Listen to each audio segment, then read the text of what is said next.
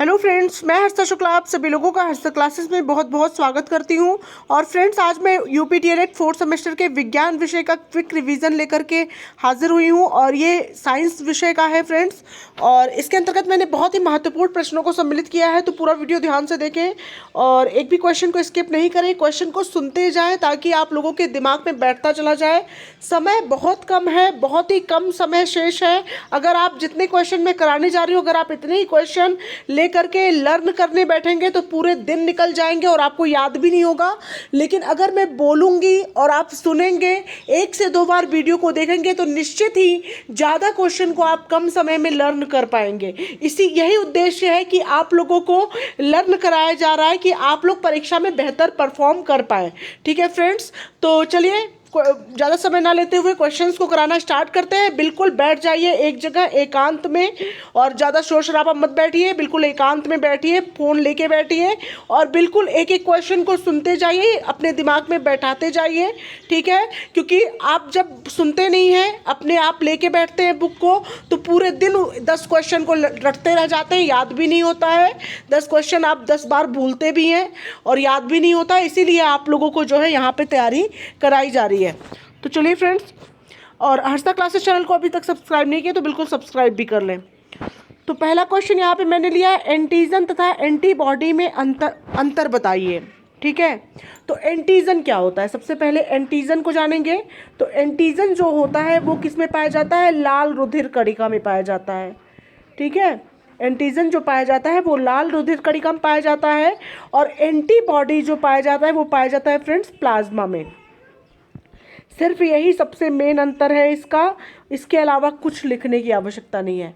Antigen red blood cells में पाया जाता है और एंटीबॉडी जो पाई जाती है वो प्लाज्मा में पाई जाती है। लाल रुधिर कणिका एंटीजन, एंटीबॉडी प्लाज्मा। ठीक है, सिर्फ इतना याद रखेंगे और कुछ नहीं। ठीक है, नेक्स्ट क्वेश्चन की तरफ पढ़ते हैं। क्वेश्चन नंबर 2 है आपका, रुधिर वर्ग ओ को सर्वदाता क्यों कहते हैं? सर्वदाता जैसा कि नाम से ही आप लोग जान सकते हैं, सर्वदाता मतलब सबको देने वाला। ठीक है, तो रुधिर वर्ग ओ को सर्वदाता इसलिए कहते हैं क्योंकि रुधिर वर्ग ओ में कोई भी एंटीजन नहीं होता है और यह सभी रुधिर वर्गों को रक्त दे सकता है। इसमें रक्त क्यों दे सकता है? ये सभी रुधिर वर्गों को, रुधिर वर्ग ओ सभी रुधिर वर्गों को रक्त क्यों दे सकता है? क्योंकि इसमें कोई एंटीजन नहीं पाया जाता है, इसलिए यह सभी रुधिर वर्गों को रक्त दे सकता है। ध्यान दीजिएगा, रुधिर वर्ग ओ में यह खासियत होती है कि इसमें एंटीजन नहीं पाया जाता है कोई, इसीलिए यह सभी रुधिर वर्गों को रक्त दे सकता है। ठीक है फ्रेंड्स, तो दोनों तरह से घुमा करके क्वेश्चन पूछा जाए तब भी आप लोग इसका आंसर यही होगा कि रुधिर वर्ग ओ में कोई एंटीजन नहीं पाया जाता है, इसलिए यह सभी रक्त वर्गों को रक्त दे सकता है, इसलिए इसको सर्वदाता कहा गया है। अगले क्वेश्चन नंबर 3 पर आते हैं फ्रेंड्स, रुधिर वर्ग ए बी को सर्वग्राही क्यों कहते हैं? तो यह रुधिर वर्ग ओ को ए बी को सर्वग्राही इसलिए कहते हैं क्योंकि यह जो है समस्त रुधिर वर्गों से रक्त को लेता है, मतलब सभी लोग इसको रक्त देते हैं कि जो भी ब्लड ग्रुप्स होते हैं सभी से यह रक्त को लेता है, इसमें भी कोई एंटीजन नहीं होता है तथा यह समस्त रुधिर वर्गों से रुधिर ले सकता है। ठीक है फ्रेंड्स, अगला है फ्रेंड्स क्वेश्चन नंबर 4, रुधिर का पीएच मान कितना होता है? ठीक है, तो पीएच मान 7.4 होता है रक्त का और 7.4 जो होता है वो क्या होता है फ्रेंड्स? क्षारीय होता है। अम्लीय और क्षारीय दो प्रकार का पीएच होता है। 7.4 जो होगा वो किस में आएगा? क्षारीय में आएगा। ठीक है फ्रेंड्स, तो रुधिर का पीएच जो है वो 7.4 होता है। नेक्स्ट क्वेश्चन नंबर 5 पर आते हैं, एक वयस्क व्यक्ति में औसतन कितना रक्त होता है? मतलब औसतन रक्त कितना होता है? तो 5 से 6 लीटर होता है। ठीक है, अगला क्वेश्चन पे आते हैं, उत्कृष्ट धातुओं के नाम बताइए। उत्कृष्ट धातुएं कौन कौन सी धातुएं हैं? गोल्ड, प्लेटिनम, सिल्वर और मरकरी। गोल्ड, प्लेटिनम, सिल्वर और मरकरी ये सभी उत्कृष्ट धातुओं के अंतर्गत आती हैं। नेक्स्ट क्वेश्चन नंबर 7 पे आते हैं। धातुओं में सबसे आघातवर्ध्य होता है, तो आघातवर्ध्य जो होता है वो क्या होता है? सोना और चांदी। सोने का क्या होता है रासायनिक फॉर्मूला? Au होता है और चांदी का Ag होता है। ठीक है, Au और Ag। ठीक है, तो सोना और चांदी दोनों धातु जो होती हैं वो सबसे आघातवर्ध्य होती हैं। नेक्स्ट क्वेश्चन पर आते हैं फ्रेंड्स। कौन कौन धातु विद्युत धारा के सर्वाधिक चालक हैं? तो सर्वाधिक चालक धातु कौन कौन से हैं? चांदी यानी Ag और तांबा यानी Cu, ये दोनों विद्युत धारा के सर्वाधिक चालक होते हैं। नेक्स्ट क्वेश्चन नंबर 9 है। मतदान के समय अमिट स्याही जो हाथ की उंगलियों पर लगी होती है उसका नाम बताइए। मतलब जब आप मतदान करने जाते हैं, वोट डालने जाते हैं, तो ब्लू कलर की आपको इंक लगाई जाती है फिंगर मतलब उंगली पर हाथ के, तो वो किसकी वो स्याही, उस स्याही का नाम क्या होता है? तो उस स्याही का जो नाम होता है वो होता है सिल्वर नाइट्रेट। ध्यान दीजिएगा, सिल्वर नाइट्रेट ही है वो स्याही। ठीक है, वो स्याही का नाम होता है सिल्वर नाइट्रेट। बिल्कुल दिमाग में बैठ जाना चाहिए। अगला क्वेश्चन नंबर 10 है। धातु किसे कहते हैं? तो ऐसे तत्व जो इलेक्ट्रॉन को त्याग कर धनायन प्रदान करते हैं, मतलब पॉजिटिव आयन प्रदान करते हैं, वे धातु कहलाते हैं। मतलब ऐसे तत्व जो इलेक्ट्रॉन को त्याग करके और धनायन प्रदान करते हैं उनको धातु कहते हैं। ठीक है, नेक्स्ट क्वेश्चन पर आते हैं फ्रेंड्स। सबसे कम घनत्व, सबसे हल्का तथा सबसे प्रबल अपचायक तत्वों का नाम बताइए। तो सबसे कम घनत्व, सबसे हल्का एवं सबसे प्रबल अपचायक तत्वों का नाम है लिथियम, और जिसको आप Li से दर्शाते हैं। ठीक है, लिथियम है। नेक्स्ट क्वेश्चन पर आते हैं फ्रेंड्स। सबसे प्रबल अपचायक तत्व का नाम बताइए। तो सबसे प्रबल अपचायक तत्व है आपका फ्लोरीन, जिसको आप F कहते हैं। ध्यान दीजिएगा, बिल्कुल याद कर लीजिए। सबसे प्रबल अपचायक तत्व आपका फ्लोरीन है। ठीक है, और सबसे कम घनत्व एवं सबसे हल्का एवं सबसे प्रबल अपचायक तत्व, अगर तीनों विशेषताएं पूछी जाएंगी कि सबसे कम घनत्व हो, सबसे हल्का हो और सबसे प्रबल अपचायक तत्व हो, जहां तीनों विशेषताएं मेंशन हो क्वेश्चन में, वहां आप सीधा नाम लिखेंगे लिथियम का। ठीक है, और केवल जब सबसे प्रबल अपचायक तत्व की बात की जाए तो वहां पे आप लिखेंगे फ्लोरीन का। दोनों में डिफरेंस आप समझिए। 3 जहां पे विशेषताएं हैं वहां पे आप लिथियम लिखेंगे, और जहां पे सिर्फ प्रबल अपचायक तत्व की बात की जाए वहां पे आप फ्लोरीन लिखेंगे। ठीक है, नेक्स्ट है। किस तत्व को मिट्टी के तेल में रखते हैं? ठीक है, ऐसा कौन सा तत्व है जिसको हम मिट्टी के तेल में रखते हैं? तो सोडियम को। ठीक है, अगला क्वेश्चन है। किस तत्व की विद्युत ऋणात्मकता सबसे अधिक होती है? तो फ्लोरीन एक ऐसा तत्व है जिसकी विद्युत ऋणात्मकता सबसे अधिक होती है। नेक्स्ट क्वेश्चन है। मेंडलीफ का आवर्त नियम बताइए। तो इसका आवर्त नियम है कि तत्वों का भौतिक एवं रासायनिक गुण उसके परमाणु भारों के आवर्त फलन होता है। ध्यान दीजिएगा, मेंडलीफ का आवर्त नियम आप इन्वर्टेड कामा के अंतर्गत लिखेंगे कि तत्वों का भौतिक एवं रासायनिक गुण उसके परमाणु भारों के आवर्त फलन होता है। तत्वों का भौतिक एवं रासायनिक गुण उसके परमाणु भारों के आवर्त फलन होता है। नेक्स्ट क्वेश्चन नंबर 16 है। अयस्क किसे कहते हैं? तो वे खनिज पदार्थ जिनसे धातुओं को सरलता से निष्कर्षित किया जाता है अयस्क कहलाते हैं। वे खनिज पदार्थ जिनसे धातुओं को सरलता से निष्कर्षित किया जाता है अयस्क कहलाते हैं। नेक्स्ट क्वेश्चन है फ्रेंड्स। धातु कर्म किसे कहते हैं? ध्यान दीजिएगा, धातु कर्म किसे कहते हैं? तो अयस्कों से धातुओं के निष्कर्षण तथा परिकर्षण में शामिल समस्त प्रक्रमों को धातु कर्म कहते हैं। अयस्कों से धातुओं के निष्कर्षण तथा परिष्करण में शामिल समस्त प्रक्रमों को धातु कर्म कहते हैं। ध्यान दीजिएगा, अयस्कों से धातुओं के निष्कर्षण तथा परिष्करण में शामिल समस्त प्रक्रमों को धातु कर्म कहते हैं। होप आप लोग के दिमाग में बिल्कुल सेट हो गया होगा ये आंसर। नेक्स्ट क्वेश्चन नंबर 18 पर आते हैं। यूरेनियम धातु का निष्कर्षण मुख्यतः किस अयस्क से किया जाता है? तो पिच ब्लेंड अयस्क से किया जाता है। यूरेनियम धातु का निष्कर्षण मुख्यतः पिच ब्लेंड अयस्क से किया जाता है। नेक्स्ट क्वेश्चन नंबर 19 है, तांबा के दो अयस्कों के नाम बताइए।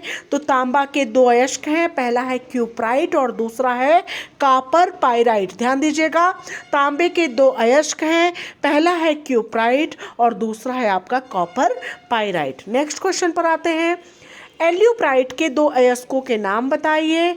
तो एल्यूप्राइट के दो अयस्क हैं, पहला है क्रायोलाइट और दूसरा है बॉक्साइट। ध्यान दीजिएगा, एल्यूप्राइट के दो अयस्क क्रायोलाइट और बॉक्साइट हैं। नेक्स्ट क्वेश्चन पर आते हैं, क्वेश्चन नंबर 21, कैल्शियम के तीन अयस्कों के नाम बताइए। ध्यान दीजिएगा, बहुत इंपॉर्टेंट क्वेश्चन है आपकी परीक्षा के लिए। तो एस्बेस्टॉस, डोलोमाइट और जिप्सम, याद कर लीजिए बिल्कुल। कैल्शियम के तीन अयस्क है आपके, पहला है एस्बेस्टॉस, दूसरा है डोलोमाइट और तीसरा है जिप्सम। समय बहुत कम है, जितना आप लोग कम समय में अधिक तैयारी कर लें उतना ही आप लोग के लिए फायदेमंद साबित होगा।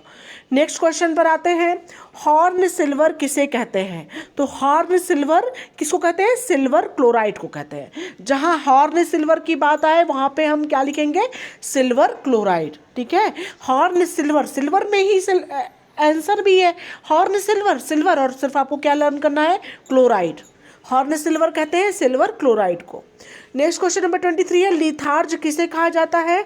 तो लेड ऑक्साइड को लिथार्ज कहते हैं और यह एक उभयधर्मी ऑक्साइड है।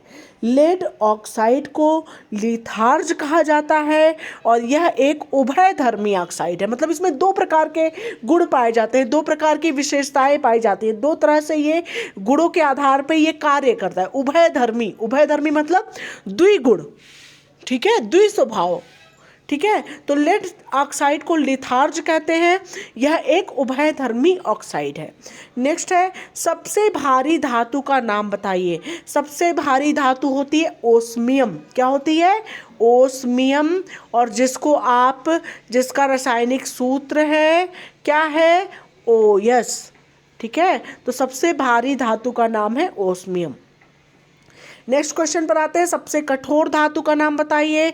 तो सबसे कठोर धातु है प्लेटिनम, PT जिसको आप बोलते हैं, प्लेटिनम। सबसे कठोर धातु है प्लेटिनम। नेक्स्ट क्वेश्चन पर आते हैं फ्रेंड्स, सुचालक किसे कहते हैं। बहुत ही महत्वपूर्ण प्रश्न है। तो जिन पदार्थों से होकर विद्युत आवेश आसानी से प्रवाहित होता है उन्हें सुचालक कहते हैं। जिन पदार्थों से होकर विद्युत आवेश आसानी से प्रवाहित होता है उन्हें सुचालक कहते हैं, जैसे कि चांदी, तांबा, एल्यूमिनियम आदि। ठीक है, नेक्स्ट क्वेश्चन है, सबसे अच्छा चालक कौन है। तो चांदी है। सबसे अच्छा चालक क्यों कौन सा होता है, चांदी होता है, और दूसरे नंबर पर क्या होता है, तांबा होता है। चांदी फर्स्ट नंबर पे चांदी और दूसरे नंबर पे तांबा, याद रखेंगे। मतलब सबसे अच्छा चालक आपका चांदी है और सेकंड नंबर पे सबसे अच्छा चालक कौन सा है, तो तांबा है। दोनों क्वेश्चन का आंसर क्लियर हो गया।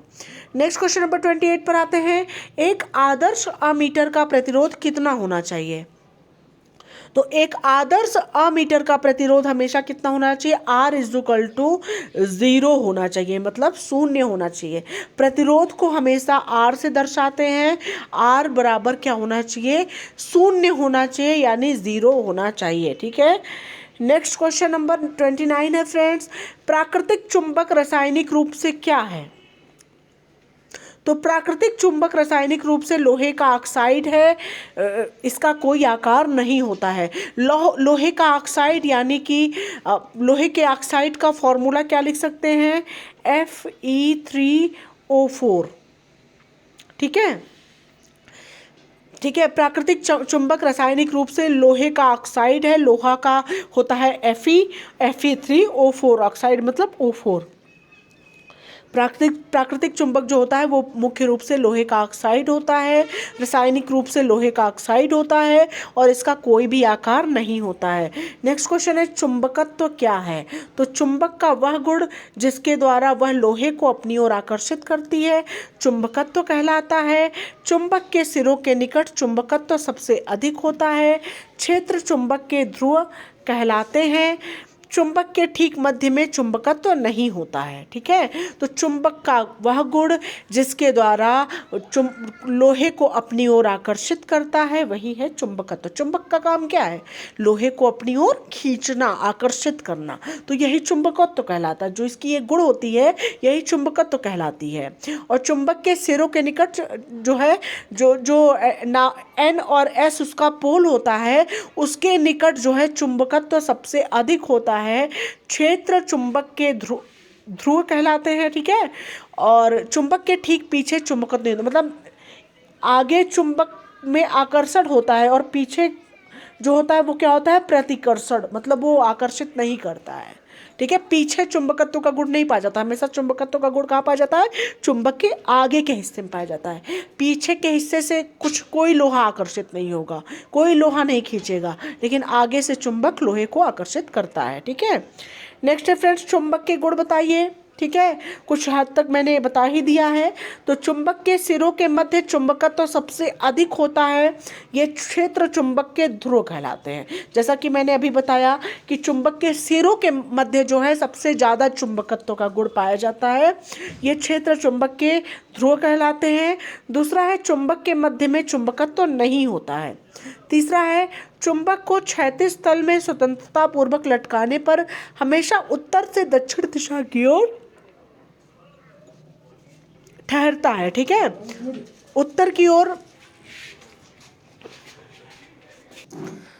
तो फ्रेंड्स यहाँ पर देख सकते हैं कि चुंबक को क्षैतिज तल में स्वतंत्रता पूर्वक लटकाने पर हमेशा उत्तर से दक्षिण दिशा की ओर ठहरता है।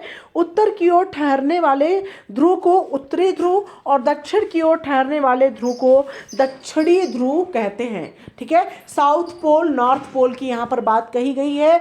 जब उत्तर की ओर ठहरता है तो उसको उत्तरी ध्रुव कहते हैं, और जब दक्षिण की ओर ठहरता है तो उसको दक्षिणी ध्रुव कहते हैं। ठीक है फ्रेंड्स, अब यहाँ पर देख सकते हैं चुंबक के दो ध्रुवों को मिलाने वाली रेखा को चुंबकीय क्षेत्र कहते हैं।